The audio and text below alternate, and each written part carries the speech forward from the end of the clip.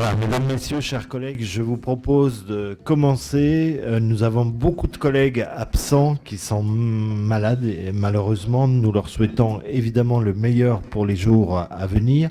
Et puis, nous avons une collègue, Céline, qui va nous rejoindre d'ici une dizaine de minutes. Elle est dans le tram actuellement. Et aussi, notre collègue Isabelle Pasteur va faire l'appel. Oui. Attends, je vais prendre le mien aussi. Hop. Alors, Rémi Détang. Présent. Isabelle Pasteur. Moulet Gélal. Catherine Gauzy. Philippe Schmitt. Présent. Sandrine Mutin. Mario Luchin, excusez, pouvoir à Valentin Niaourou. Patricia Bonneau. Valentin Niaourou. Kéra Bouziane Laroussi.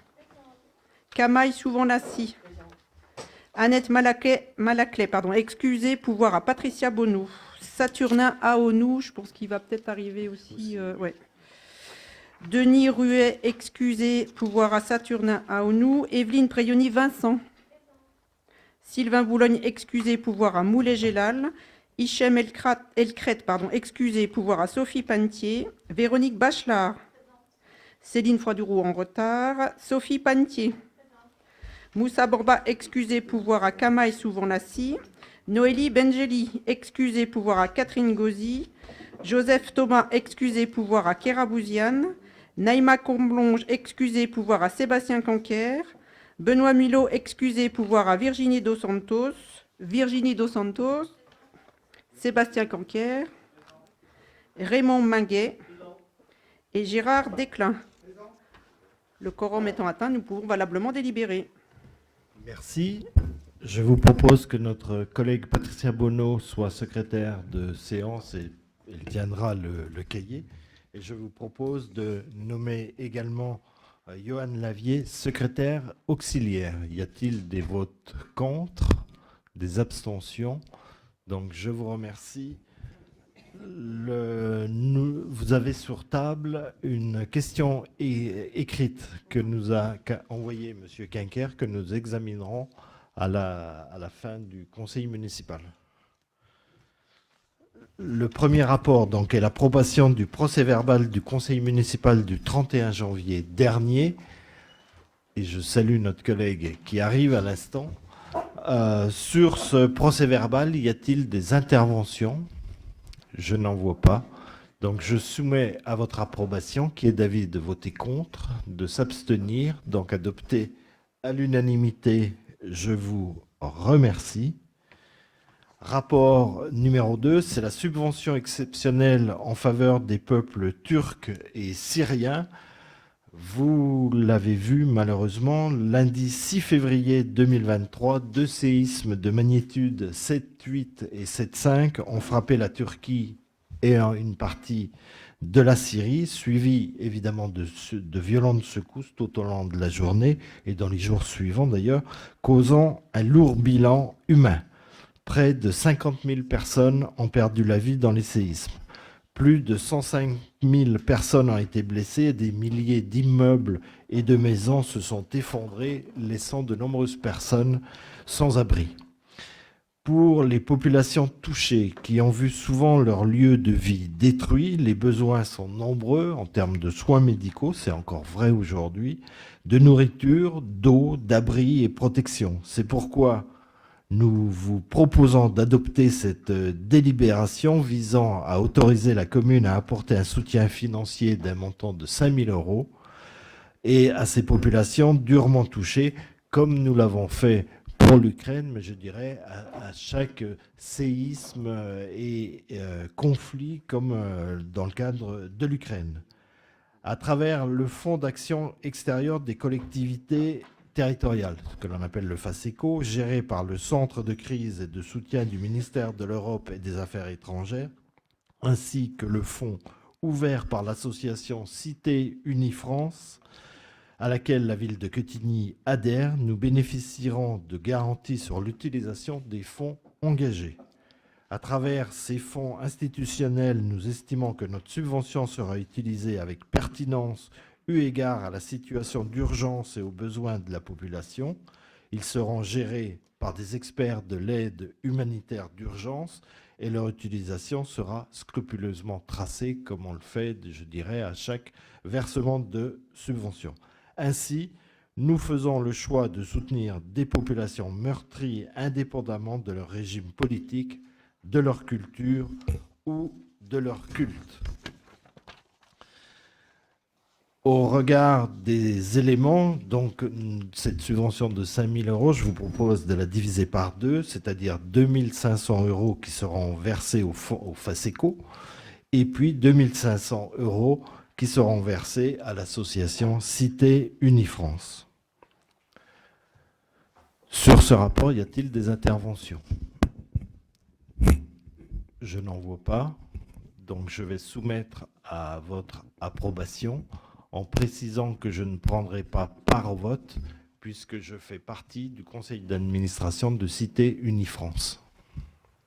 Et nous nous attacherons dans toutes les délibérations, en tout cas, que nous verserons à des associations, à des organismes où nous pouvons avoir des sièges, en tout cas, et nous ferons en sorte, effectivement, que ces personnes ne prennent pas part au vote. Nous le faisons à la métropole depuis quelques temps, je dirais, et je vous parlerai également dans les semaines et mois prochains d'un déontologue, comme il y en a un aussi à la métropole. C'est la loi qui nous invite, en tout cas, à les mettre en place, ce que nous ferons prochainement. Donc, qui est d'avis de voter contre, de s'abstenir? Eh bien, je vous remercie. Donc. Merci. Le rapport numéro 3, c'est le débat d'orientation budgétaire. Et c'est évidemment notre collègue adjointe déléguée aux finances, notamment, puisqu'elle est également déléguée à la relation avec les entreprises et la tranquillité publique. Et c'est notre collègue Isabelle Pasteur qui le présente. Voilà, j'ai tout dit.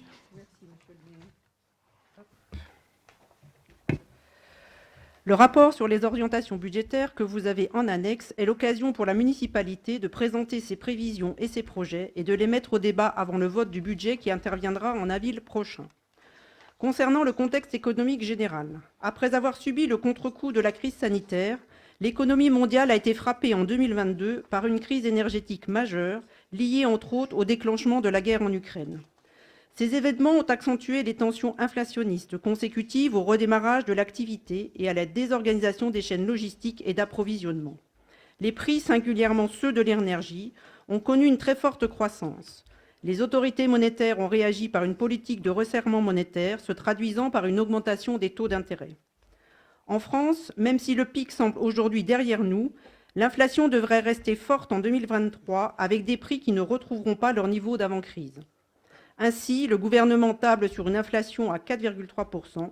Ce dernier a d'ailleurs construit son budget 2023 sur une hypothèse de croissance très prudente, la plus basse depuis 2014, soit 1% en volume. L'inflation a également durement frappé les collectivités locales et les budgets des communes, comme c'est le cas pour Quetigny, enregistreront en 2023 une progression importante de leurs dépenses de fonctionnement. Concernant les mesures fiscales et budgétaires du projet de loi de finances 2023, la revalorisation forfaitaire des bases de fiscalité sera de 7,1%. Ce taux s'appliquera sur la taxe du foncier bâti non professionnel. La dotation globale forfaitaire, quant à elle, est encore évaluée en baisse pour notre commune. Encore une fois, et malgré les efforts importants des communes pour voter des budgets à l'équilibre, le désengagement financier de l'État pèsera sur les citoyens et nous ne pouvons nous en réjouir. Même si Quetigny devrait bénéficier de l'abondement de l'enveloppe pour la dotation de solidarité rurale, la dotation de solidarité communautaire, conformément au pacte financier fiscal, est annoncée en baisse pour 2023. Concernant les coûts des énergies, les mesures gouvernementales ne s'appliquent qu'à la marge pour notre commune, qui ne bénéficiera ni du bouclier tarifaire, ni du filet de sécurité. Les mesures d'urgence mises en place par notre majorité dès le mois de septembre 2022 ont heureusement porté leurs fruits en entraînant une baisse de nos consommations de 50%, représentant ainsi une économie de plus de 30 000 euros. Soulignons également l'expertise et la force de frappe dont la commune bénéficie via la centrale d'achat métropolitaine. Cette mutualisation nous a permis de profiter d'une stratégie d'anticipation et de fixation des prix. Pour autant, la forte hausse des prix de l'énergie constituera le fait central de l'exercice 2023 et le prévisionnel enregistrera une augmentation de 213 kg par rapport au BP 2022. Comme évoqué précédemment, l'exercice 2023 sera marqué par une progression de 3,7% de nos dépenses de fonctionnement qui s'établiront à 12,7 millions d'euros. Cette augmentation est fortement liée d'une part par la hausse inquiétante des coûts des énergies et d'autre part par la revalorisation du point d'indice de la fonction publique qui est pour nous, et je vous le rappelle, une mesure de justice importante pour nos agents municipaux. De plus, le rapatriement du budget de la saison culturelle ainsi que celui du service de la cohésion sociale au sein du budget principal contribuent également à cette augmentation.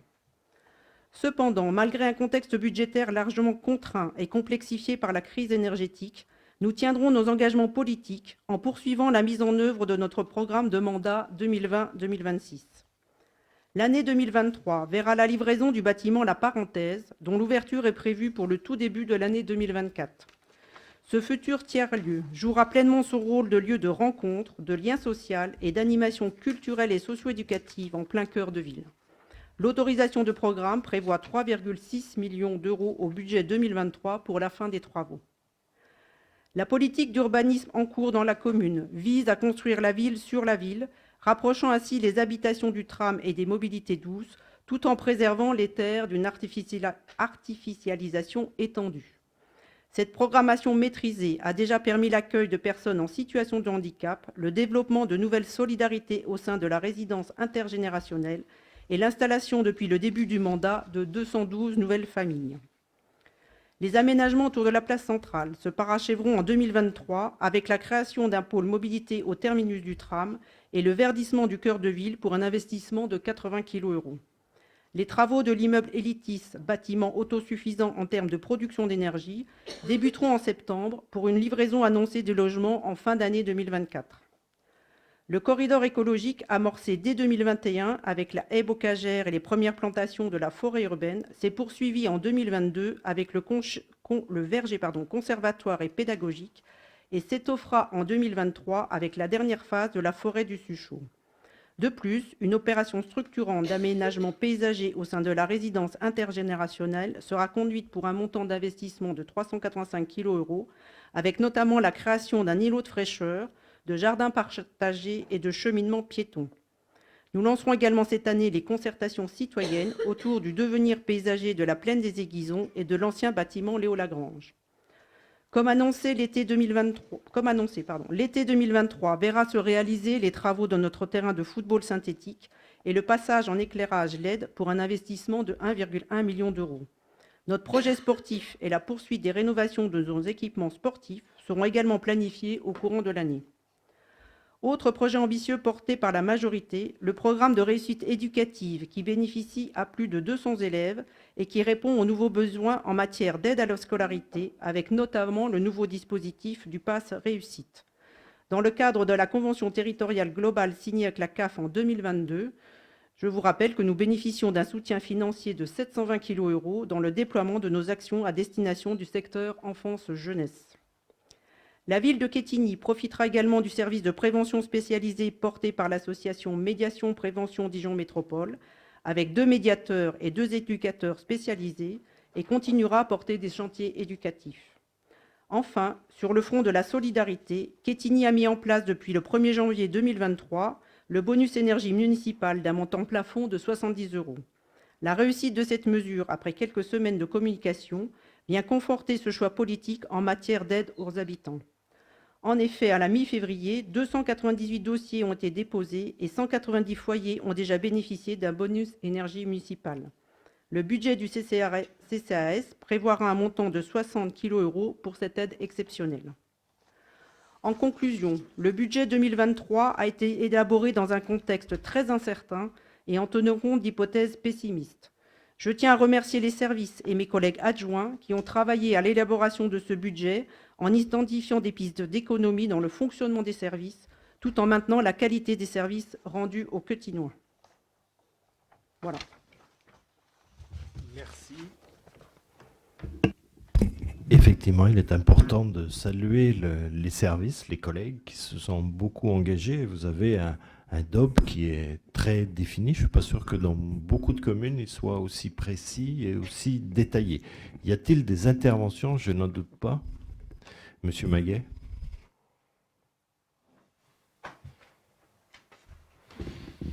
Et à mon tour de remercier celles et ceux qui ont rédigé ce rapport qui nous permet de mieux comprendre le cadre économique et financier et des orientations budgétaires proposées. Le contexte macroéconomique est marqué par la crise énergétique et l'inflation. Si la guerre en Ukraine est un des facteurs, il n'est pas le seul et pas forcément le plus important. La spéculation y est pour beaucoup, qui amplifie fortement les coûts réels dans la plupart des secteurs de l'économie. Pendant que nos concitoyens en payent doublement le prix, le coût de la vie, et pour celles et ceux qui y sont assujettis, les impôts, les super profits de plusieurs grands groupes explosent. Rappelons simplement les profits des 2 plus grands groupes français, près de 20 milliards d'euros pour Total Énergie et plus de 23 milliards d'euros pour la Compagnie Générale Maritime. Le rapport d'orientation budgétaire suscite de notre part plusieurs remarques, interrogations et propositions. Sur le budget de fonctionnement, la loi des finances 2023 fixe à 7,1 l'augmentation des bases locatives pour le calcul de la taxe foncière, alors que l'inflation prévue par le gouvernement est de l'ordre de 4,3. Et dans cette analyse, le gouvernement est rejoint par les prévisions de la Banque de France. Au cours des 2 années passées, la taxe foncière sur le bâti aura augmenté de plus de 12% pour notre commune, auquel il faut rajouter la part de la métropole qui, cette année aussi, reste stable sur le taux de la taxe foncière. Les salaires et les pensions n'ont pas suivi, les comptes sont vite faits. Nous avons souligné à plusieurs reprises le caractère particulièrement injuste de cet impôt qui ne tient pas compte des revenus des assujettis. Le conseil municipal ne peut certes pas modifier la hausse des bases locatives, mais il peut jouer sur les taux. C'est pourquoi nous proposons que le taux décidé par le Conseil d'avril 2022, à savoir 44,73%, soit réduit d'1 point à 43,73%, ce qui entraînerait une réduction des recettes fiscales d'environ 100 000 euros. Le gain pour chaque famille ne serait certes pas énorme dans l'immédiat, mais répercuté sur les années à venir, il ne serait pas négligeable. Et cette réduction d'1 point serait aussi le signe que la commune ne suit pas aveuglément la logique gouvernementale qui tend à faire payer de manière injuste le coût de la crise aux contribuables locaux, dont la plupart ont des revenus moyens ou modestes. Nous ne sommes pas opposés aux augmentations d'impôts, même importantes, à condition qu'elles soient justes. Quetigny est une commune solidaire. Le bonus énergie mis en place cette année a trouvé un réel écho auprès des Quetignois, les chiffres ont été donnés tout à l'heure, au plus bas revenu pour mieux faire face à la hausse du coût de l'énergie. À cette hausse s'ajoute l'explosion des prix de l'alimentation, plus 14-15% en 1 an, qui accroît fortement le nombre de personnes demandeuses d'une aide dans notre pays, mais aussi dans notre commune, pour se nourrir convenablement. C'est pourquoi nous souhaitons qu'une aide alimentaire soit proposée au même public que celui éligible au bonus énergie, avec une enveloppe au moins égale à celle prévue pour ce même bonus énergie. Quelques remarques et interrogations sur le budget de fonctionnement. Le chauffage urbain. Dans le rapport page 12, il est dit que le réseau de chauffage urbain de la commune a diminué sa consommation, le réseau de chauffage urbain, la commune a diminué sa consommation de 50% entre 2021 et 2022. Et pourtant, les dépenses réalisées de 2021 se monte à 212 000 euros et celle de 2022 à 229 300 euros dans le tableau de la page 20 du rapport d'orientation. Alors, augmentation ou diminution? Ce serait sans doute utile de disposer des consommations en équivalent mégawattheure, pardon. Parce que kilowattheure serait compliqué. Page 19, le rapport pointe le désengagement de l'Union européenne à un niveau modeste, il est vrai, 23 000 euros. En réalité, il ne s'agit pas d'un désengagement puisque la commune ne servait que d'intermédiaire entre l'Europe et les structures d'insertion, structures qui perçoivent désormais directement la subvention européenne.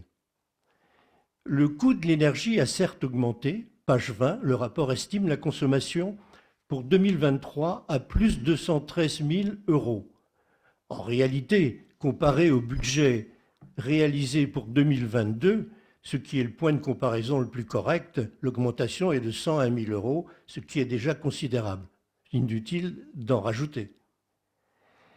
Les dépenses supplémentaires de personnel, la revalorisation du point d'indice de 3,5% et la hausse du SMIC, à savoir 220 000 euros en année pleine, est, je cite, globalement compensée au moyen d'une gestion optimisée du personnel, est-il écrit page 22 du rapport.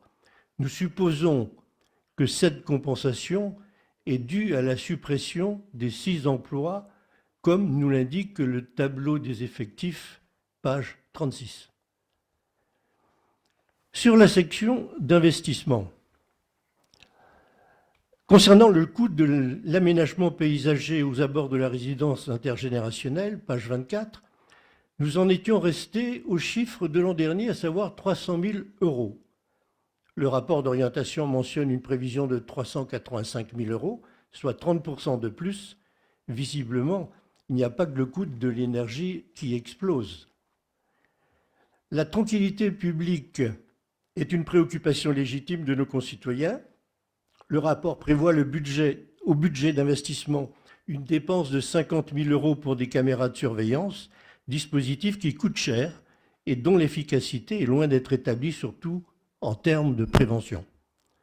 Nous proposons que ce montant soit affecté à préparer une autre forme de solidarité que vous, majorité municipale, et nous, Réinventons Quetigny, avions inscrit dans notre programme l'étude d'un possible revenu municipal complémentaire pour les personnes en dessous du seuil de pauvreté. Nous sommes à la 4e année budgétaire de ce mandat. N'est-il pas temps de passer à l'acte? Malgré les subventions importantes, essentiellement celles de l'État et du conseil départemental et dont nous pouvons tous nous réjouir, il nous faudra quand même un emprunt d'équilibre de 2,8 millions d'euros. Le tableau sur la capacité d'autofinancement de la commune, page 33, acte clairement la baisse de l'épargne nette, c'est-à-dire remboursement annuel du capital, après remboursement annuel du capital, de la dette, du capital de la dette. Dans la synthèse de son rapport de 2020 sur les finances de la commune, la Cour régionale des comptes soulignait qu'au terme de l'opération Cœur de Ville, je cite, « l'absence de marge de manœuvre réellement identifiée sur les charges courantes, tenant notamment à la volonté de maintenir le niveau de service à la population et de préserver l'emploi public, aboutirait à une baisse de la capacité d'autofinancement. Nous y sommes. Le niveau de service est-il maintenu? De 2013 à 2021, les charges à caractère général ont baissé de 500 000 euros, malgré une inflation de l'ordre de 10%. D'économie en économie, peut-on encore dire que le niveau de service est maintenu avec une nouvelle baisse de 150 000 euros dans le fonctionnement des services préconisés au budget 2023? Page 22 du rapport. Depuis 10 ans, le montant des aides aux associations est resté quasiment stable en euros courants, malgré une inflation qui aura atteint 20% sur cette période.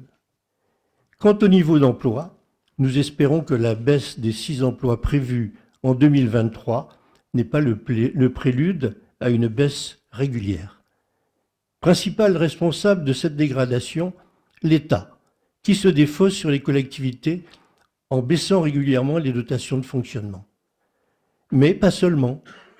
Nous pensons aussi que l'opération Cœur de Ville aura été surdimensionnée et aura obligé la ville à mobiliser l'ensemble de ses disponibilités financières, fonds de roulement, utilisation du fonds de la régie municipale, à vendre une partie de ses bijoux de famille, terrains et bâtiments publics, et à utiliser trop fortement l'emprunt. Avec le nouvel emprunt qui se profile au budget 2023, les années à venir risquent d'être encore plus difficiles. Merci.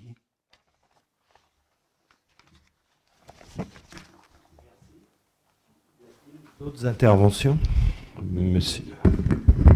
Je voudrais apporter simplement quelques petits compléments qui n'entraient pas totalement dans la logique de ce que Raymond Maguel nous a présenté. Je peux vous reporter chaque fois aux différentes pages du rapport d'orientation budgétaire. Page 11, il est question de nouvelles mutualisations des activités en matière de sobriété énergétique. Nous approuvons le souci d'économie concernant chauffage et consommation d'électricité dans les bâtiments de la commune. Mais les décisions auraient pu, selon nous, être mieux anticipées et mieux expliquées, avec le souci de maintenir, même dans des conditions dégradées, l'ensemble des activités. Par exemple, en ce qui concerne le petit théâtre des Prairies. Sur la page 13, on parle de redynamiser la place centrale et d'assurer un service aux personnes à mobilité réduite. Vous nous voyez venir. Dommage que les escaliers, à la place d'un ancien pan incliné, obligent les citoyens à faire désormais un grand tour sur la place pour aller, par exemple, du bureau de tabac au casino. Page 13 également, il est question du verdissement de la place centrale. On a failli dire « enfin ». Mais on a cru comprendre qu'il s'agissait finalement, vous me détromperez peut-être, qu'il s'agissait de quelques arts au nord de la place, entre le tram et la parenthèse. Est-ce bien cela ?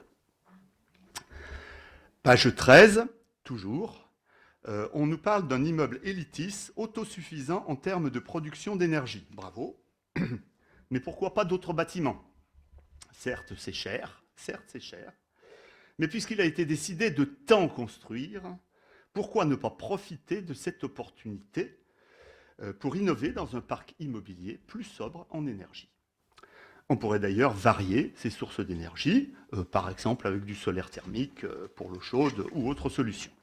Et enfin, ah non, je vais encore après la page 15. Page 13, on dit qu'en ce qui concerne le bonus énergie municipale de 70 €, il y a eu 298 dossiers déposés. C'est très bien, nous avons voté pour, nous nous en félicitons. Nous approuvons aussi la promotion faite sur ce dispositif sur les panneaux lumineux, donc ça n'a pu échapper à pas grand monde. Mais le montant de l'aide et le nombre des bénéficiaires ne sont pas encore faramineux. Nous souhaitons, comme l'a dit Raymond également, qu'un même type de mesures soit prise pour l'alimentaire, bonus alimentaire.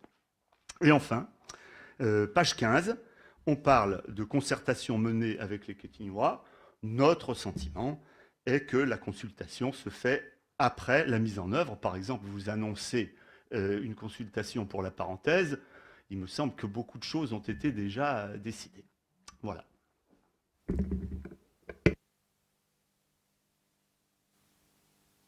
Si d'autres interventions, Monsieur Quinquer. On va tenter de faire un peu plus court.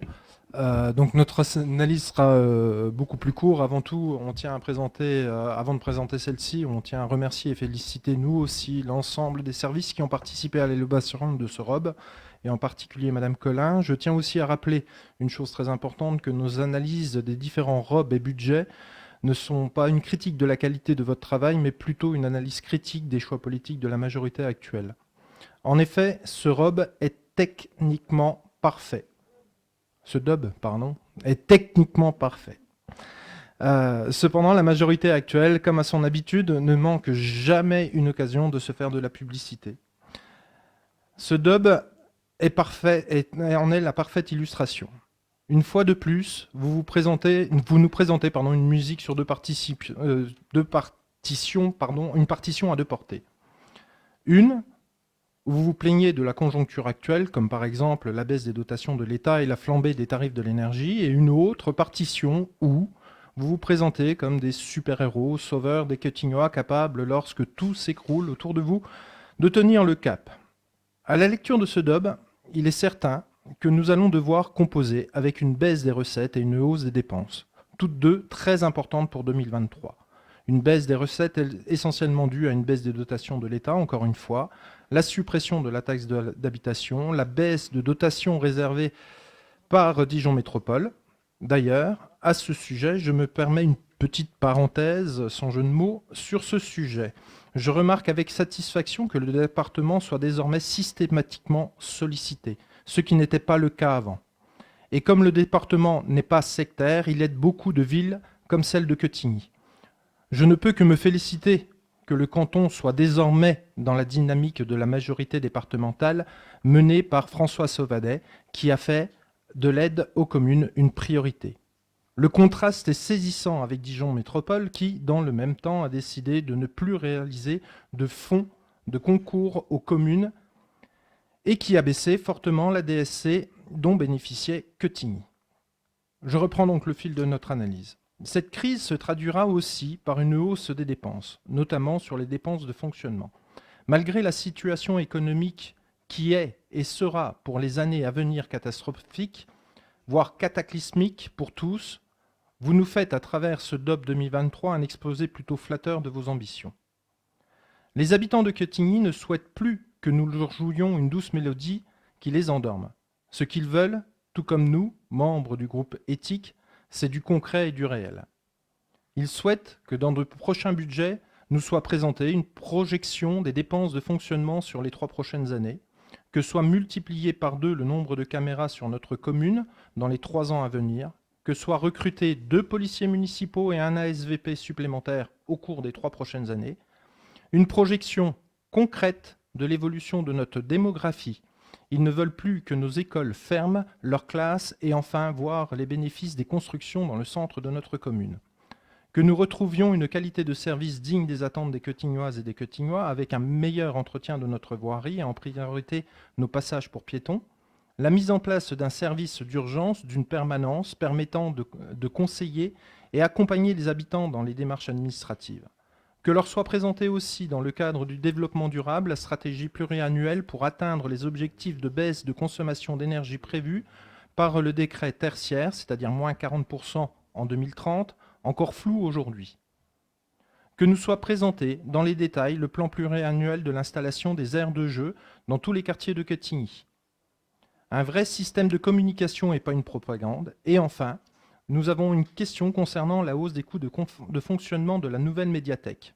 La médiathèque, c'est bien, mais ce sont de nouvelles embauches. Combien ? Quelle évolution prévue de la masse salariale ? Y a-t-il des économies prévues dans d'autres services ? Ce sont toutes ces orientations qui nous intéressent et intéressent les habitants de Quetigny. Ils attendent de nous que nous les guidions et que nous les accompagnions dans leur quotidien. C'est pourquoi nous attendons, tous, habitants et élus, que vous soyez innovants, et c'est une chose que j'ai demandé plusieurs fois, innovants, à l'écoute et fassiez preuve d'honnêteté et d'audace. Si vous intégrez donc dans ce prochain budget ces attentes des Quetignois et Quetignoises évoquées précédemment, vous pouvez être certain que nous voterons votre budget de 2023.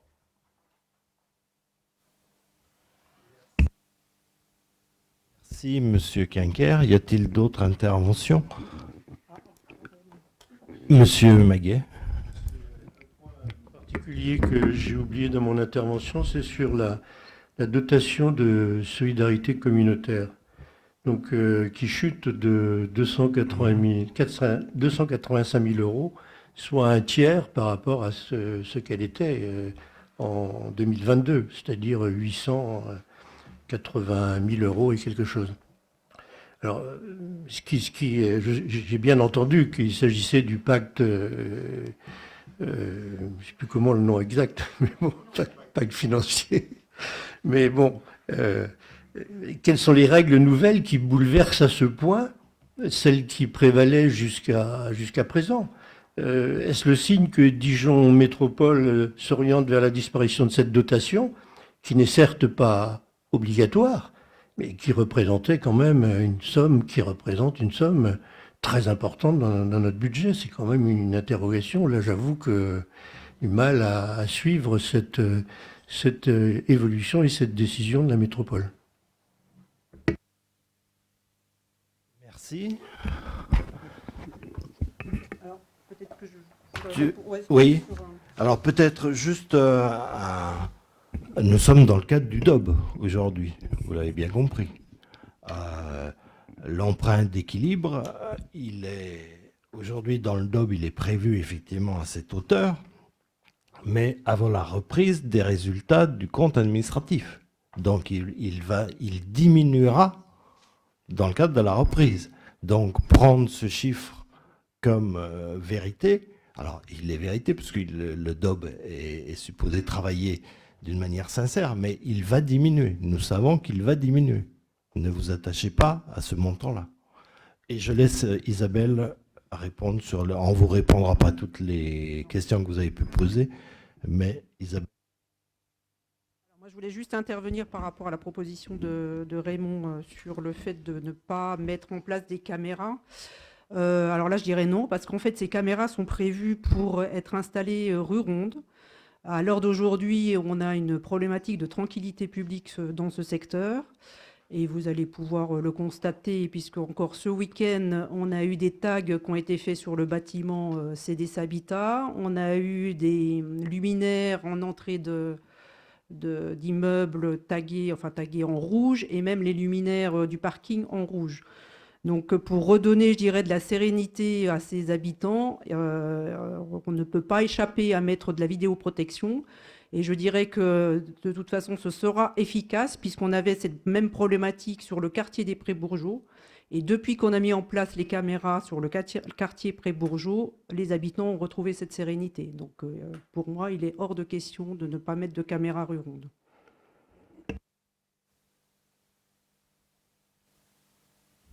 Monsieur Maguet. J'ai trouvé nous avons trouvé dans la Gazette des communes de mars 2022 cet article, donc une nouvelle étude commandée par le Centre de recherche de l'École des officiers de la gendarmerie nationale, menée par Guillaume Gormand, chercheur associé au Centre d'études et de recherche sur la diplomatie, l'administration publique et le politique, insiste sur le faible apport de la vidéosurveillance en matière d'élucidation des infractions. Alors qu'est-ce que ça doit être en matière de prévention? Entre fin 2013 et début 2020, le nombre de caméras de vidéosurveillance dans les 50 villes les plus peuplées de France a été multiplié par 2,4, passant de près de 4 800 à près de 11 400. Poussé par l'État à s'équiper au travers de fonds interministériels de prévention de la délinquance, les collectivités y voient un outil indispensable dans la dissuasion et l'élucidation des crimes et des délits. Les scientifiques, eux, ne cessent de démontrer dans leurs enquêtes la faible efficacité de ces caméras, très onéreuses. Dans un rapport consacré aux polices municipales publié en octobre 2020, la Cour des comptes enfonce le clou, estimant que l'efficacité n'est pas prouvée pour des coûts importants.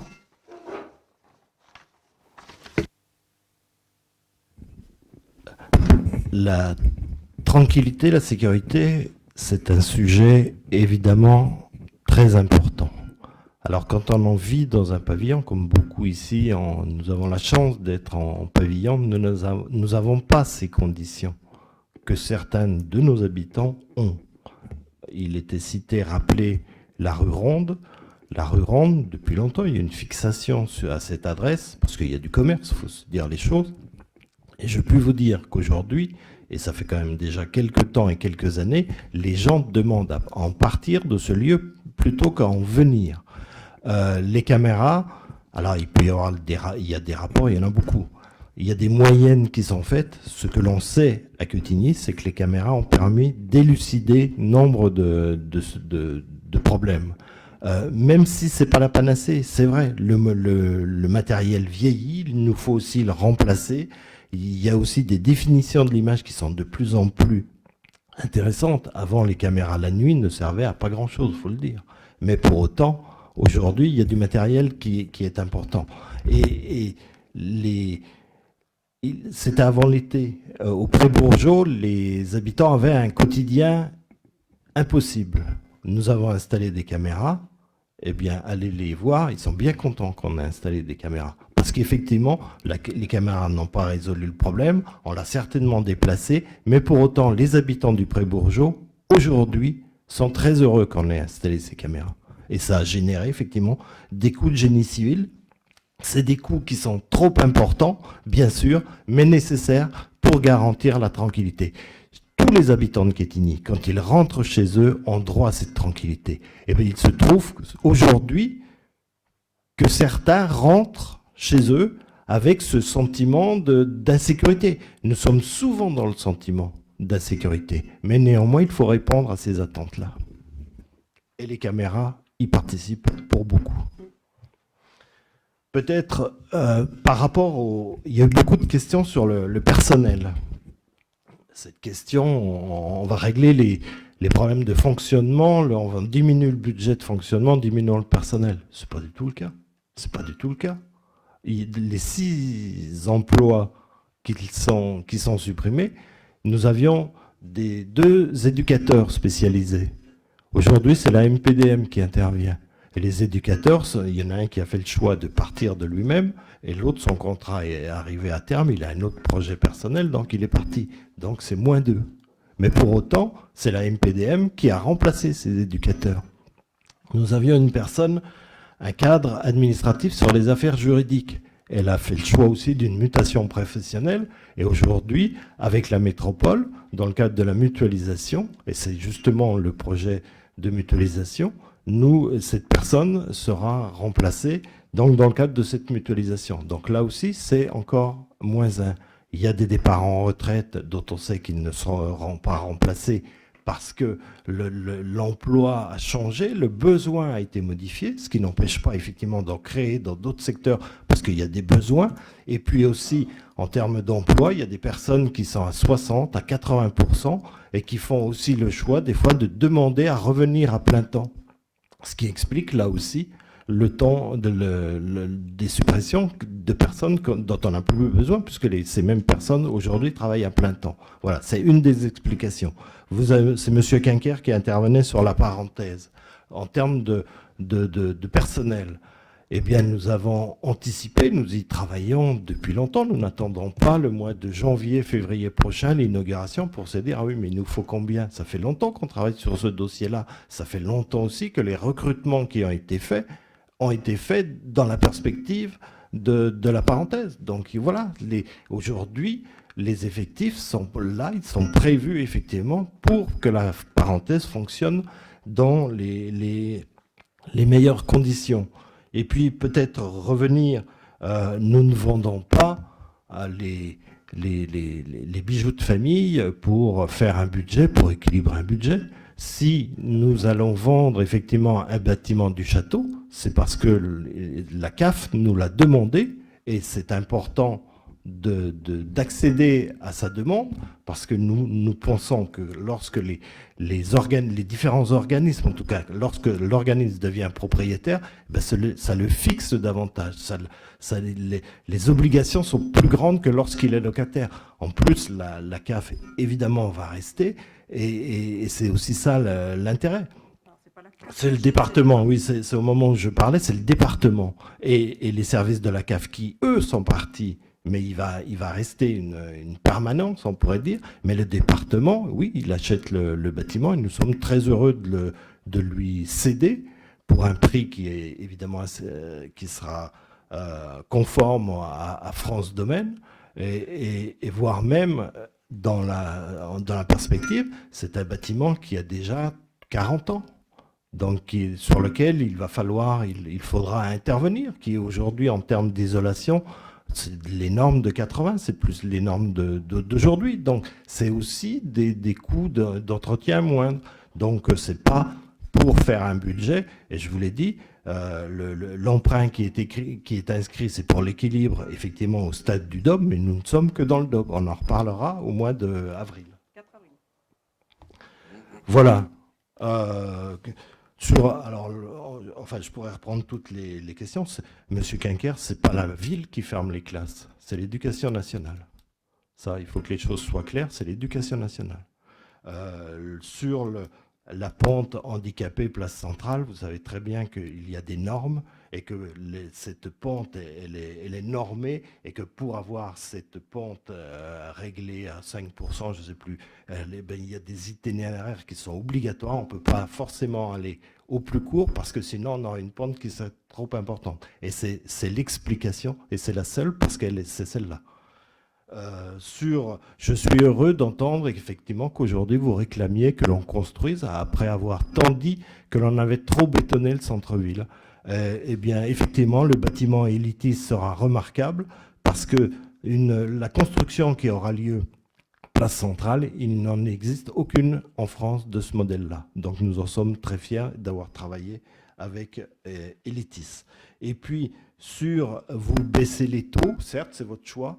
Nous préférons redistribuer. Parce que si l'impôt n'est pas juste, de baisser de 1%, c'est pas plus juste. Nous restons sur ces taux, mais par contre, vous l'avez vu, nous mettons en place des aides comme le chèque emploi-service. Vous réclamiez qu'il y ait... Je suis trop près du micro. Vous réclamiez qu'il y ait une aide alimentaire, mais elle existe aujourd'hui. Elle existe aujourd'hui. Pourquoi recréer quelque chose qui existe déjà? On ne vous a pas attendu sur cette aide, et aujourd'hui, et Catherine pourra le dire, c'est le rôle du CCAS, et nous signons effectivement, je signe des aides, enfin les dossiers sont examinés 2 fois par semaine, et nous signons, et je signe en tout cas, effectivement des aides, ces fameuses aides alimentaires pour aider les plus démunis. Ça existe aujourd'hui, ça existe. Donc, ce n'est pas la peine de recréer l'eau chaude quand elle existe. Combien de personnes en bénéficient aujourd'hui? Autant que de besoin, je dirais. Autant que de besoin. C'est ce que vous n'avez toujours pas compris par rapport au budget. Lorsqu'on ajuste le budget, lorsqu'on a pu le diminuer, parce qu'effectivement, il était utilisé à 60 ou 70%, donc il n'y avait aucun intérêt d'avoir ce même niveau, mais pour autant, toutes les aides qui ont été faites... Au moins 8 personnes par mois ont des aides alimentaires. Mais toutes les aides sont examinées. Il n'y a pas une aide qui reste sans être examinée. Au contraire, je dis simplement que lorsqu'on est capable, je dirais, de mettre en place un dispositif comme le bonus énergie qui... je dirais, aboutit à 300 demandes en quelques mois, on est largement au-dessus de ce qui est fait. Et c'est ça qu'il faut faire. Je dis pas qu'il n'y a pas d'aide alimentaire qui soit attribuée par le CCA. Il y en a 2. Non, c'est pas grave. Oui, Catherine. Et bon, je dirais l'augmentation des demandes au secours populaire, c'est pareil. Je dirais il y a là quelque chose à faire de plus efficace que ce qui est actuellement en cours. Les demandes alimentaires, le rapport du secours populaire nous dit qu'il y a la moitié des familles qui sont, je dirais, de revenus modestes, qui ont des problèmes d'alimentation. Quand même, je veux dire, on n'est pas en vitesse de croisière ordinaire. Là, il y a une urgence qui demande à ce qu'on mette en place quelque chose de comparable, au moins, à ce qui a été fait pour le bonus énergie. Je laisse la parole à Catherine.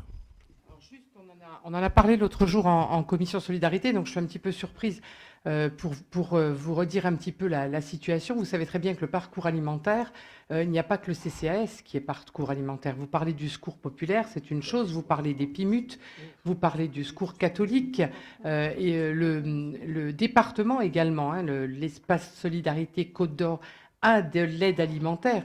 Et comme on vous l'a expliqué l'autre jour, le CCAS arrive en dernier. Donc, on donne des aides au niveau de l'alimentaire et un travail, et je crois qu'on en a parlé en commission solidarité aussi, un travail qui est en train d'être fait, c'est sur, on va travailler, je suis sûre que je vous l'ai dit en commission l'autre jour, on est en train de travailler sur toutes ces aides, sur la refonte de certaines aides, en s'appuyant et de l'espace Solidarité Côte d'Or, mais également de la métropole, puisqu'il y a un point accès au droit aussi au niveau de la métropole qui donne des aides alimentaires aussi, des bons alimentaires, pour retravailler et pour lisser toutes les aides qui sont nécessaires. Parce que c'est ce que je vous disais, le CCAS voit les personnes de plus de 60 ans, mais il faut qu'on travaille avec les partenaires, et entre autres l'espace Solidarité Côte d'Or qui suit toutes les familles pour savoir quelles sont les aides, et on est en train de refondre toutes les aides. Vous parlez également, M. Maguet, également de tout ce qui est revenu minimum. C'est une étude qui est en train d'être faite par Compass pour voir quand, comment, combien de temps. Parce que le but de donner aux gens, c'est bien, mais pour combien de temps? Vous donnez souvent l'exemple de ce qui est fait dans une certaine commune qu'on nomme souvent, mais il y a un suivi qui est fait, il y a des choses qui sont faites. Et pour combien de temps? Si vous donnez pendant 6 mois 300 € à quelqu'un, c'est bien. Une fois que vous lui enlevez les 300 €, il fait quoi? Donc, qu'est-ce qu'on attend? Comment on travaille sur le revenu minimum? À qui? Il y a beaucoup de personnes, il y a des aînés aussi qui en ont besoin, il y a des jeunes, donc c'est toutes des choses qui se calculent et ça ne se fait pas. Bien sûr qu'on y travaille, on a même en train de faire une étude Compass sur ce sujet, on y travaille, mais ce n'est pas des choses qui se font à l'instant T, il y a besoin d'être construit, de savoir qui en a besoin et comment et avec qui. Je suis heureux d'apprendre que l'étude Compass commence à travailler sur le revenu complémentaire municipal. C'est très bien, je dirais, c'est une des propositions que nous avions dans notre programme. J'attends de voir, soit de participer, puisque nous avions la même proposition, soit d'entendre la manière dont cette étude est conduite et les résultats de cette étude.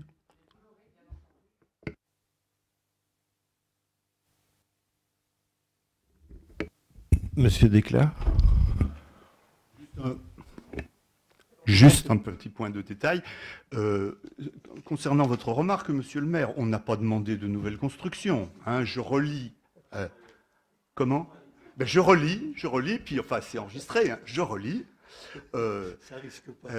Pourquoi pas d'autres bâtiments autosuffisant en termes de production d'énergie? Certes, c'est cher, mais puisqu'il a été décidé de tant construire, pourquoi ne pas profiter de cette opportunité d'innover dans un parc immobilier sobre en énergie? Il s'agit de constructions nouvelles. Bon, vous connaissez notre opinion là-dessus. On trouve en plus ces bâtiments pas toujours esthétiques, pas toujours bien disposés les uns par rapport aux autres, etc. Mais même c'est des bâtiments qui ne nous donnent pas du tout satisfaction, eh bien, on aurait pu profiter d'un chantier ouvert, qui se crée dans les années 20 de ce siècle, un peu plus d'innovation dans le domaine de l'énergie. Ça ne paraît pas complètement incohérent. C'est tout. Alors, ces bâtiments ne vous plaisent pas, certes, c'est votre choix, effectivement, là, on ne peut pas... Mais pour autant, nous, ce que nous observons, c'est qu'il y a plus de 500 personnes qui habitent dans ce lieu, enfin progressivement, et voire plus de 500 personnes. Et je veux croire, et d'ailleurs c'est les retours que nous avons, ils sont plutôt satisfaits. Et vous faisiez référence tout à l'heure au Secours Pop, mais vous savez aussi que la Fondation Abbé Pierre a redit encore le manque de logements au niveau national. Eh bien, c'est aussi notre préoccupation, et c'est la part que nous avons pris dans ce cadre-là. Et les 40 logements qui ont été faits, et vous avez tellement décrié aussi ce bâtiment de CDC Habitat vers le rond-point, il a permis à 8 familles en situation de handicap d'habiter Place Centrale, à proximité du tram. Et c'est pour ça alors c'est pas pour eux, la pente, elle sert à tout le monde, mais aujourd'hui, nous avons une place centrale qui est accessible, parce que nous avons fait des entrées avec les pentes nécessaires pour rentrer dans ces bâtiments et pour divaguer sur l'ensemble de la place centrale. Et ça aussi, nous en sommes fiers. Alors, vous ne pouvez pas prendre ce qui est bien, puis rejeter ce qui n'est pas bien. C'est un ensemble. Et c'est pour cela, ce DOB, et c'est la poursuite de notre programme municipal. Alors, il y a des choses qui se rajoutent. Qui aurait dit le bonus énergie dans 3 ans? Il n'y a personne qui en parlait. Donc, nous l'avons rajouté. Nous nous adaptons évidemment autant que de besoin. Et c'est pour ça qu'effectivement, nous n'augmenterons pas les impôts, mais nous ne les diminuerons pas non plus, parce que nous pensons que c'est beaucoup plus égalitaire de redistribuer que de diminuer à tout le monde.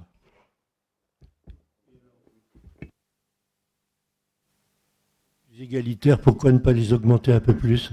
Pourquoi ne pas en rajouter quelques pourcents sur les 7,1 si c'est plus égalitaire? Moi, je vous suis. Si vous me faites la démonstration que l'impôt sur la taxe foncière est un impôt qui permet, je dirais, de faire de l'égalité, je suis tout à fait d'accord. Augmentons-les et passons de 44 à 46 ou 48% du taux sur la taxe foncière. Mais enfin, écoutez, quand même. Vous savez très bien que l'impôt foncier, ce sont les propriétaires.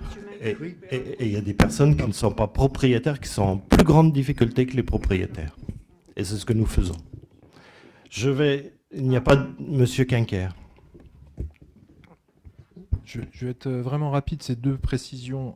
Concernant la médiathèque, j'espère bien effectivement que vous avez prévu, mais ma question était plus précise, c'est combien d'embauches et quelle était l'évolution prévue de la masse salariale?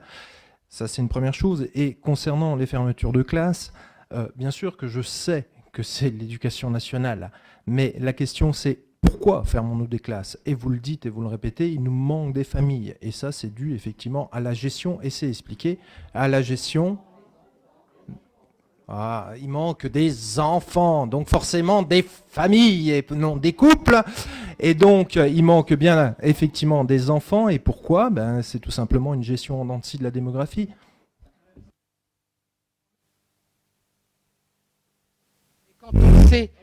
Quand on sait que sur Quetigny, on a 29% de familles monoparentales, je suis désolée, mais une famille monoparentale, elle a les enfants d'une part, et puis il y a le papa qui peut être de l'autre côté. Donc, automatiquement, ça fait 2 logements au lieu d'un.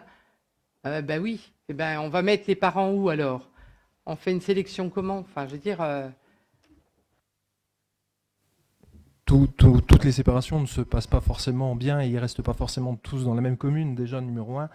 Et puis, numéro 2, pour info, j'ai été attrapé vendredi par une dame qui habite Cours-Sully, qui me dit « J'habite un F3, j'aimerais bien habiter un appartement plus bas, plus petit. En plus de ça, j'ai un handicap. Je viens de me faire opérer et je n'arrive pas à trouver. » Alors que les habitants sont conscients qu'ils ont des appartements. Ça, c'est encore autre chose.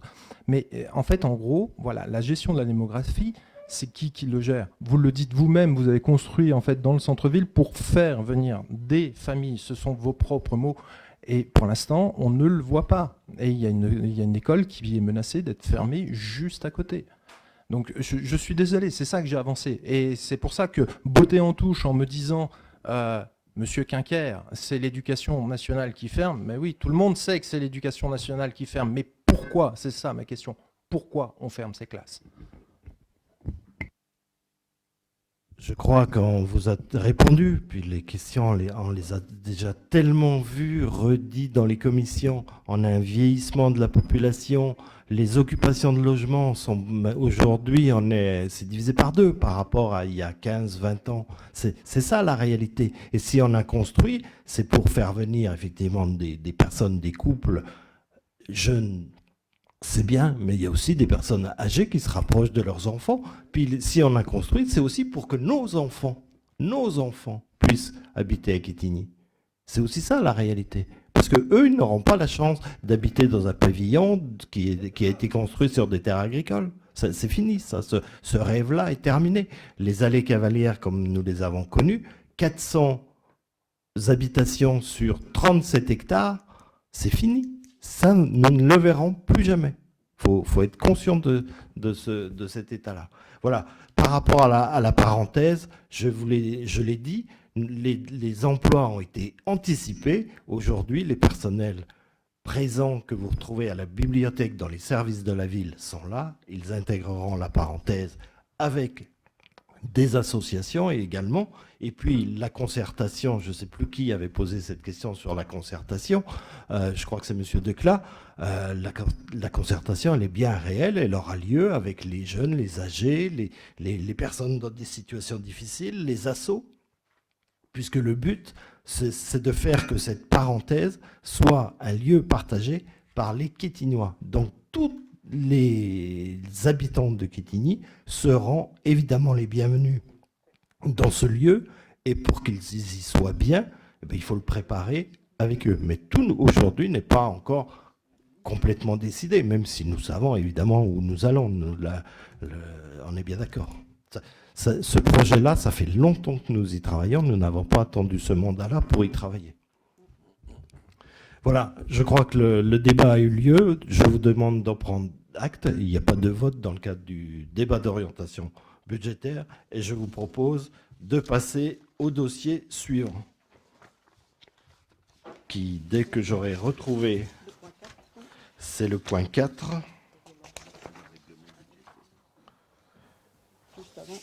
Alors, juste avant, c'est toujours notre collègue Isabelle qui nous présente le règlement budgétaire et financier de la commune. Rémi, le document qui vous est présenté formalise et précise les règles de gestion budgétaire et comptable publique applicables à la commune. Ce règlement définit plus précisément les règles de gestion interne propres à la commune dans le respect du Code général des collectivités territoriales et de l'instruction budgétaire et comptable applicable donc par rapport à la M57. Il est composé de 7 volets, donc le cadre budgétaire, la gestion pluriannuelle, l'exécution budgétaire et comptable, les subventions versées, les régies, la gestion du patrimoine et les provisions et la gestion de la dette. J'attire votre attention sur 2 points intégrés dans notre règlement budgétaire et financier. Donc le premier sur le cycle budgétaire qui explicite les différentes étapes de travail que la ville s'est fixées pour parvenir à l'élaboration du budget. Et le second sur les subventions versées par la commune aux associations, qui rappelle les étapes de constitution et dépôt des demandes et qui précise les règles qui guideront l'étude des demandes de subventions. Plusieurs critères sont ainsi fixés, donc le dynamisme, les ressources et la santé financière de l'association, avec l'évolution des adhérents, le nombre des manifestations, événements organisés par l'asso, la situation financière, le rayonnement de l'association, le nombre de bénévoles, sa notoriété, la qualification des professionnels, l'échelle de diffusion des actions, la fréquentation et l'implication aux manifestations proposées, l'application dans la vie de la cité, comme par exemple la participation à des dispositifs municipaux existants. Voilà, l'ensemble de ces éléments permettent d'expliciter le cadre de la construction de notre budget. Voilà, il voudra donc proposer d'adopter ce règlement budgétaire et financier donc de la commune, et vous l'avez en annexe 2. Là aussi, un document très pédagogique. Avez-vous des interventions? Je n'en vois pas, donc je soumets à votre approbation, qui est d'avis de voter contre, de s'abstenir. Donc, adoption à l'unanimité, je vous remercie.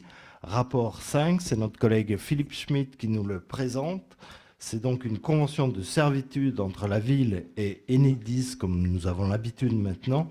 Et cette convention, elle se situe rue des Huches. Philippe. Merci, monsieur le maire. Donc, afin d'améliorer la qualité du réseau électrique, Enedis souhaite procéder à des travaux pour enfouir 3 lignes électriques situées rue des Huches. Pour ce faire, la ville doit permettre une servitude à titre gracieux, autorisant Enedis à pénétrer sur la parcelle et réaliser les travaux. Cette servitude ne remet pas en cause la propriété ou la jouissance de la parcelle détenue par la ville. Donc, il est proposé au conseil municipal d'autoriser Enedis, afin d'améliorer la qualité de desserte et d'alimentation du réseau électrique de distribution publique, à enfouir 3 lignes souterraines d'une longueur totale de 163 mètres sur la parcelle cadastrée AO numéro 141. D'approuver le projet de convention de servitude à intervenir entre la ville et Enedis, joint en annexe 3, et d'autoriser monsieur le maire à y apporter, le cas échéant, des modifications de détail ne remettant pas en cause son économie générale, et d'autoriser monsieur le maire à signer la convention définitive, ainsi que tout acte à intervenir sur son application. Donc si vous avez regardé l'avenant, vous avez vu que c'est la ligne qui va alimenter la médiathèque. 3e lieu. Voilà. Merci. La parenthèse. Oui, c'est la parenthèse. Oui, mais médiathèque troisième lieu, c'est très important. Alors, y a-t-il des interventions? C'est très technique, c'est classique. Je n'en vois pas. Je soumets à votre approbation. Qui est d'avis de voter contre, de s'abstenir? Donc, adopté à l'unanimité. Je vous remercie. Rapport suivant, c'est le rapport numéro 6. C'est toujours Philippe Schmitt qui nous le présente et c'est l'adhésion au CEREMA. Dans la continuité de son engagement en faveur de la lutte contre le changement climatique et de son ambition programme Agenda 21, la commune souhaite élaborer un programme de développement durable à l'horizon 2030. Pour ce faire, nous souhaitons poursuivre notre coopération publique avec le Centre d'études et d'expertise sur les risques, l'environnement, la mobilité et l'aménagement, le CEREMA, afin d'être accompagnés dans l'élaboration de notre feuille de route et de fixer les enjeux prioritaires en termes de développement durable pour notre commune. Depuis le début de l'année 2023, les collectivités peuvent adhérer au CEREMA afin notamment de disposer d'un accès privilégié et prioritaire à l'expertise du CEREMA et de bénéficier d'un abattement de 5% sur ses prestations. Cette adhésion prendrait effet dès 2023 pour un montant de 250 €, abattement de 50% la première année, puis par tacite reconduction pendant 4 ans pour un montant annuel de 500 €. Il est donc, compte tenu des objectifs et des problématiques de la ville de Quetigny dans le cadre de la mise en place de l'agenda 2030, il est proposé au conseil municipal de décider de l'adhésion de la ville de Quetigny auprès du CEREMA jusqu'en 2027 et par tacite reconduction chaque année. De régler chaque année une contribution annuelle de 500 €, excepté 2023, pour un montant de 250 €. La dépense correspondante au règlement de la cotisation annuelle sera prélevée sur les crédits inscrits sur le budget de l'année concernée sur la ligne budgétaire 6281 et d'autoriser M. le maire à signer tout document nécessaire à la mise en œuvre de cette adhésion. Voilà. Merci, Monsieur Schmitt. Y a-t-il des interventions, Monsieur Desclin? Oui, il se peut que nous nous trompions, mais on a une question à propos du CEREMA et de cette adhésion. Elle représente en effet une somme très modique pour la ville, mais une convention, je ne sais pas ce qu'il faut faire, mais une convention, trop près de l'ordinateur peut-être, mais excusez-moi. Mais donc une convention du même ordre apparemment a été signée il y a plus de 2 ans, valable jusqu'en juin 2023. Où en sommes-nous de sa mise en œuvre et qu'est-ce qui a été produit comme rapport et conseil? Que vous me posiez la question, parce que on a une commission développement soutenable jeudi, et c'est l'un des points dont on va aborder. Et je pense que là, il y aura les réponses nécessaires avec Amandine Peseux, qui est donc la chargée de mission Agenda 2030 et qui pourra présenter les actions qui ont déjà été faites et celles que l'on va faire avec le CEREMA.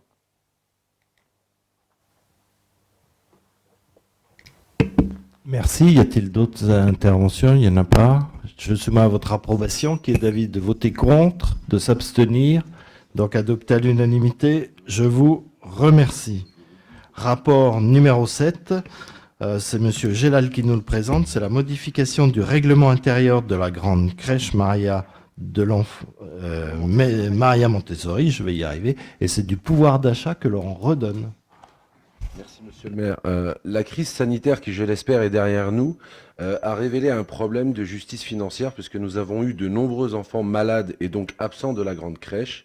Et dans le souci de réduire la charge financière qui pèse sur les familles et considérant que la prestation de service unique PSU versée par la caisse d'allocation familiale au budget communal compense partiellement la perte financière qui en résulte, il semble opportun de réviser à la baisse le nombre de jours de carence appliqués en cas d'absence pour maladie. C'est une mesure de justice financière pour les parents d'enfants malades qui doivent bien souvent prendre des jours de congé pour garder leur enfant. En conséquence, il est proposé au conseil municipal d'approuver la modification de l'article 7.3, facturation du règlement intérieur annexe 4. Cette modification visant à n'appliquer qu'un seul jour de carence en cas d'absence pour maladie au lieu de 3. Merci. Y a-t-il des interventions? Je n'en vois pas. Je soumets là aussi à votre approbation, qui est d'avis de voter contre, de s'abstenir, donc adopté à l'unanimité. C'est toujours notre collègue Moulay-Gellal qui nous présente la convention pluriannuelle de partenariat et de participation financière entre la ville de Quetigny et l'association Médiation Prévention Dijon Métropole pour l'année 2023. Merci, monsieur le maire. Après un court débat sur la sécurité et la tranquillité publique, nous allons parler aussi d'éducation et de prévention. Merci. Pour quelques mots simplement aussi pour étayer la présentation. Cette annexe de convention consacre un travail collectif remarquable qui permet aujourd'hui de conforter les actions de prévention spécialisées sur notre territoire. Je rappelle que les services de prévention spécialisés, dont l'apport éducatif n'est plus à démontrer, ont failli disparaître de notre paysage éducatif avec la baisse, puis le retrait des moyens financiers octroyés par le département. Refusant cette fatalité, la ville, loin d'être spectatrice de cette situation désastreuse et considérant qu'elle se devait d'agir pour ses populations, a pris ses responsabilités. Non, il ne sonne pas. Hein. Non, mais des fois qu'ils sont à côté. A décidé d'agir pour ses populations, a pris ses responsabilités pour continuer de porter haut les actions d'éducation spécialisée en soutien aux jeunes quetinoises et quetinois en difficulté et à leurs familles. Pour pallier cette absence de service, elle a recruté 2 éducateurs spécialisés, tant dans le domaine de l'éducation que de la prévention, qui ont fait partie intégrante du pôle action éducative. Cette organisation nous a permis de poursuivre une politique éducative offensive, confortant le travail collectif de nos équipes d'animation. Je tiens à souligner que Quetigny fut la seule commune de la métropole à faire ce choix courageux et nous ne pouvons que nous en réjouir. Pour rappel, de nombreux projets individuels et collectifs ont pu être menés sur le territoire et permis à de nombreux jeunes de s'inscrire dans une démarche citoyenne et de projet. Provenaient de nombreuses actions qui ont été réalisées ces 2 dernières années, le nettoyage des rues de la ville, nettoyage des cours d'école, soutien au secours populaire local et actions caritatives, peinture de bancs dans les écoles et bien d'autres actions. Il n'est pas en Wi-Fi. Une chose est sûre, l'éducation, la prévention, la médiation et la sanction sont étroitement liées pour mener une politique éducative efficace. Fruit d'un travail collaboratif, cette annexe de la convention initiale permet d'affirmer l'identité éducative de Quetigny, s'inscrivant pleinement dans notre projet éducatif de territoire qui affirme une ambition, celle du parcours éducatif de qualité pour tous de 0 à 25 ans. C'est dans le cadre du transfert de compétences du département à Dijon Métropole concernant la prévention spécialisée que l'association a été retenue pour mettre en œuvre prioritairement en direction des jeunes de 9 à 16 ans une réponse éducative axée sur le travail de rue. Les éducateurs interviennent du lundi au samedi de 11h à 18h30 avec des horaires étendus durant l'été. Leur mission s'articule autour de différents axes. La présence sociale, le soutien à la parentalité, la lutte contre l'absentéisme, le décrochage scolaire et l'exclusion. Nous veillerons à préserver une collaboration étroite entre notre service enfance-jeunesse, l'éducateur spécialisé de la ville pour les jeunes à partir de 17 ans et les éducateurs de l'association pour coordonner nos réponses en faveur de la jeunesse. Le montant de la participation financière de la commune de Quetigny est inscrit à hauteur de 40 000 € pour l'année 2023. Donc, il vous est proposé d'adopter la présente convention pluriannuelle de partenariat et de participation financière entre l'association Médiation et Prévention Dijon Métropole et la commune de Quetigny, portant sur la prévention spécialisée pour l'année 2023, jointe en annexe 5, d'autoriser Monsieur le maire à signer la convention susvisée, d'autoriser le versement à l'association Médiation et Prévention Dijon Métropole, une subvention annuelle à hauteur du montant prévu à l'article 4 de la convention mentionnée. Merci. Un rapport important, évidemment, Monsieur Decla. Oui. Vous avez fait une présentation très satisfaisante de la prévention spécialisée, enfin, qui montre votre satisfaction, devrais-je dire. Une évaluation est heureusement prévue dans le texte qui nous est proposé pour l'avenir. La question qui nous vient est, existe-t-il un rapport ou un bilan d'activité écrit pour l'année 2022 ? Il nous aiderait à prendre de position sur le nouveau dispositif. Un rapport 2022 difficile puisque le service de prévention métropolitain se met en place là pour cette année. Donc nous l'aurons au mois d'octobre 2023, le rapport. Nul doute que nous aurons l'occasion d'en discuter lors de la commission municipale action éducative.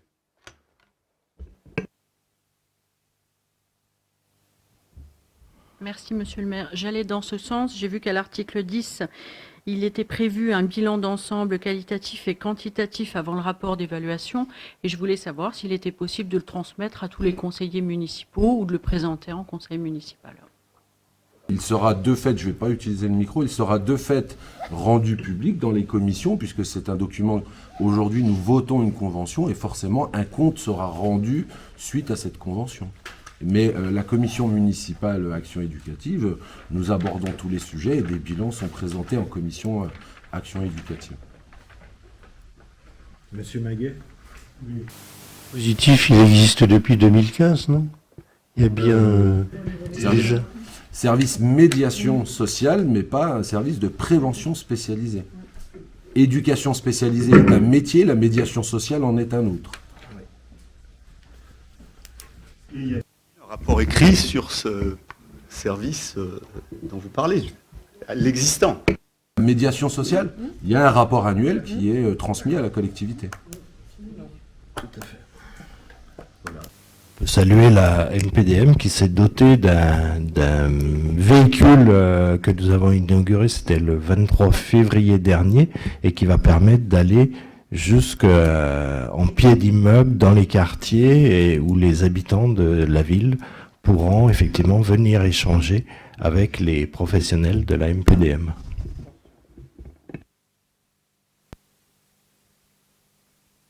Plus d'autres interventions, je soumets à votre approbation qui est d'avis de voter contre, de s'abstenir, donc adopté là aussi à l'unanimité. Je vous remercie. Il nous reste le rapport 9, c'est notre collègue Sandrine Mutin qui nous le présente, c'est la convention de partenariat entre la ville de Quetigny et la SAS Pass Culture. Sandrine. La politique culturelle menée par notre commune porte en elle notre volonté de rendre les spectacles accessibles au plus grand nombre et notamment en faveur de la jeunesse. Aussi, la ville de Quetigny avait renouvelé en septembre son partenariat avec Dijon Métropole concernant la carte culture. Aujourd'hui, nous vous proposons la mise en œuvre d'un partenariat pour le dispositif Pass Culture, porté par le ministère de la Culture. Ce dispositif permettra au public jeune, de 15 à 18 ans, d'accéder à l'offre culturelle de notre commune via une application dédiée et géolocalisée et de bénéficier d'un crédit Pass Culture. Ce crédit leur permet d'accéder à des biens et des services culturels, places de cinéma, de concerts, de théâtre, livres, etc. Le Pass Culture comprend maintenant un volet projet collectif qui permet également à des établissements scolaires, collèges à partir de la 4e au lycée, de financer des activités d'éducation artistique et culturelle pour leurs classes. Dans le cadre de sa saison culturelle, la ville de Quetigny propose une offre de spectacles accessible pour les jeunes et souhaite faciliter son accès grâce au Pass Culture. D'autres activités culturelles et artistiques mises en place par la ville de Quetigny, telles que les enseignements de l'école municipale de musique, de danse et des arts, pourront également être proposées via ce dispositif dans un second temps. La convention de partenariat jointe en annexe 6 a pour objet de définir les engagements de la ville de Quetigny en tant que partenaire du Pass Culture. Il est proposé au conseil municipal d'approuver la convention de partenariat entre la ville de Quetigny et la SAS Pass Culture, jointe en annexe 6, et d'autoriser monsieur le maire à signer cette convention et tout acte à intervenir pour l'application de cette décision. Merci. Merci. Y a-t-il des interventions? Je n'en vois pas. Je soumets à votre approbation qui est d'avis de voter contre ce rapport, de s'abstenir, donc adopté à l'unanimité. Je vous remercie.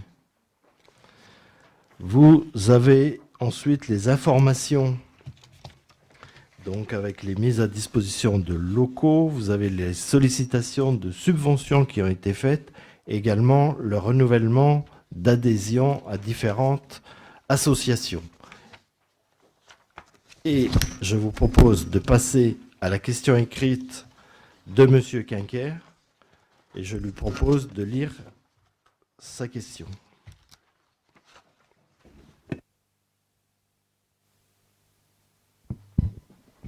Merci, monsieur le maire. Donc, la guerre en Ukraine a eu des conséquences économiques importantes en France. Ce conflit est notamment à l'origine d'une grave crise énergétique qui a fait flamber les tarifs de l'électricité et du gaz. Ce phénomène a contraint la quasi-totalité des communes et des foyers à prendre des mesures de restriction et d'économie. Je vais être honnête, si nous avions été en responsabilité, nous aurions sûrement pris les mêmes mesures que la majorité en place, même si... Et c'est une différence majeure, nous n'aurions pas attendu d'être mis devant le fait accompli avant de prendre une telle décision. Comme quoi, et c'est une aparté, il n'est pas si difficile de faire des économies sur les frais de fonctionnement. Il suffit juste de changer ses habitudes de consommation. Il fallait faire ce choix fort. Vous les avez faits et nous vous en félicitons. C'était d'autant plus indispensable que notre patrimoine est majoritairement vieillissant, vétuste, mal isolé. Parlons simplement.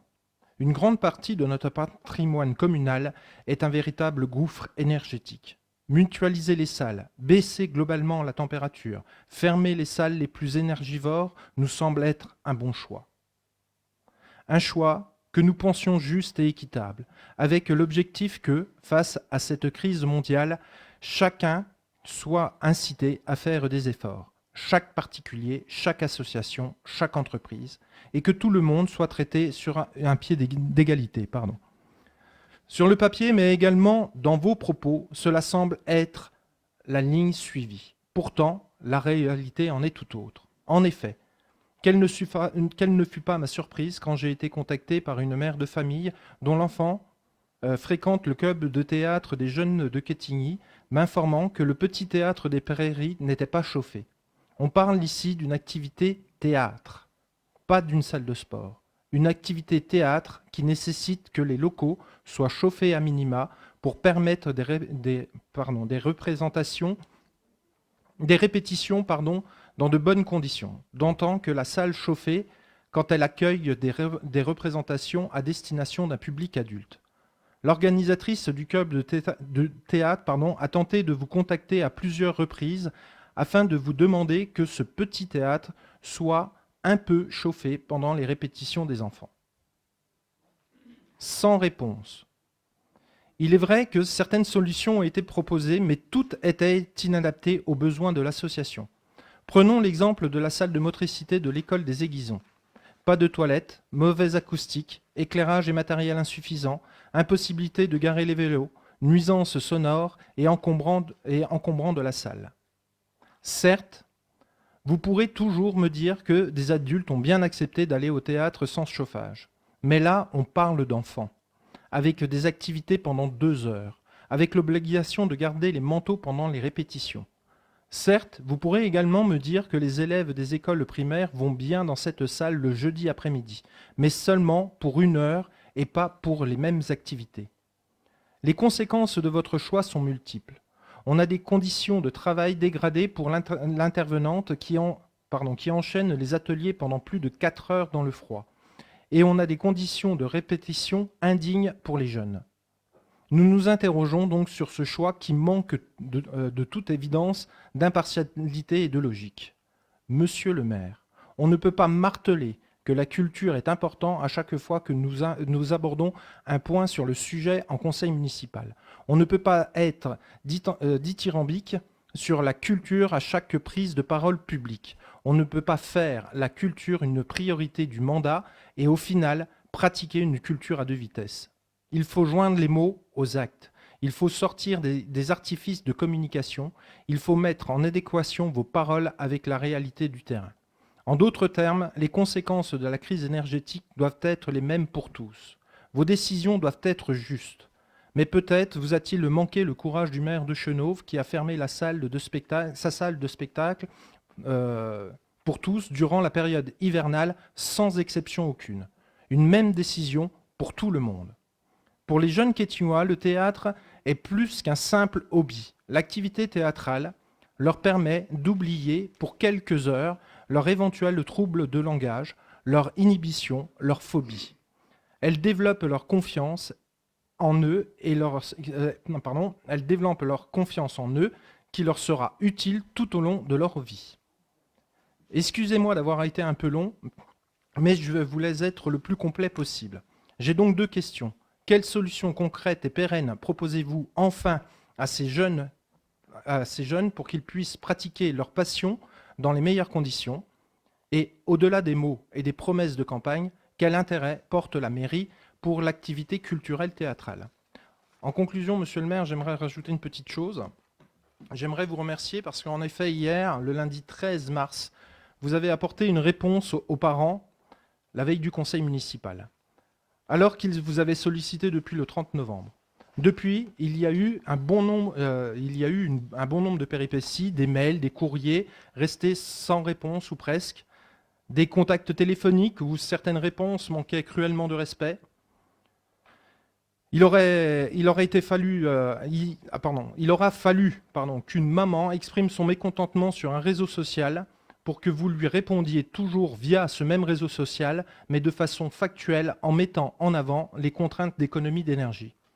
Une personne a commenté son post en conseillant de me contacter, ce à quoi j'ai proposé de présenter lors du prochain conseil municipal une question à ce sujet. Je vous ai présenté cette question il y a 4 jours, comme l'impose le délai. Alors oui, monsieur le maire, je vous remercie pour cette réponse, qui n'est pas forcément parfaite, mais qui a le mérite d'amorcer un dialogue. Et je vous remercie aussi de porter de l'importance à ma personne et à ma parole. Alors peut-être juste un point à éclaircir. Lorsqu'une question écrite est posée, on doit lire la question et pas en rajouter. Voire même la lecture que vous avez faite n'est pas celle de la question qui a été envoyée. Donc ça, c'est un point. Le règlement là-dessus, il est précis. En tout cas, donc ce soir, la chose est faite, mais pour les prochaines fois, ça sera la question qui a été envoyée. Pour autant, alors, Monsieur Quinquer, comme toujours, vous êtes excessif. Je vous rappelle les mots de Talleyrand, tout ce qui est excessif est insignifiant. Vous parlez de mon ami Thierry Falconet, maire de Chenôve. Il n'a jamais fermé de salle. Il n'en a fermé aucune. Aucune. Si vous aviez été invité aux vœux en janvier dernier, vous auriez d'abord été dans la salle des Cèdres et vous auriez vu qu'après, il y a des spectacles et donc le maire de Chenôve, je regrette, n'a fermé aucune salle. Donc c'est bien aussi quand on écrit d'être précis, mais surtout d'être juste. Alors évidemment, je vous remercie de saluer en introduction de votre intervention les mesures d'urgence prises en responsabilité par l'équipe municipale pour faire face à la flambée des coûts des énergies, conséquence de la guerre en Ukraine. Je me permets de vous citer à ce sujet, si nous avions été en responsabilité, nous aurions sûrement pris les mêmes mesures que la majorité en place. Dès le conseil municipal du mois de septembre, nous vous annoncions ici les mesures de lutte contre le gaspillage énergétique, à savoir la mise hors gel des bâtiments énergivores tels que la halle des Cèdres, le petit théâtre des Prairies, la suppression de certains éclairages nocturnes et la baisse des températures de chauffe dans les bâtiments publics. Ces annonces avaient été saluées par l'ensemble du conseil municipal. Depuis la mise en place de ces mesures, la commune a réduit ses consommations d'énergie de 50%. Plus de 10% de cette baisse est due à la mise hors gel de la halle des Cèdres et du théâtre des Prairies. Pour le théâtre seul, cela représente une économie de 7 000 €. Cela, évidemment, n'est pas négligeable.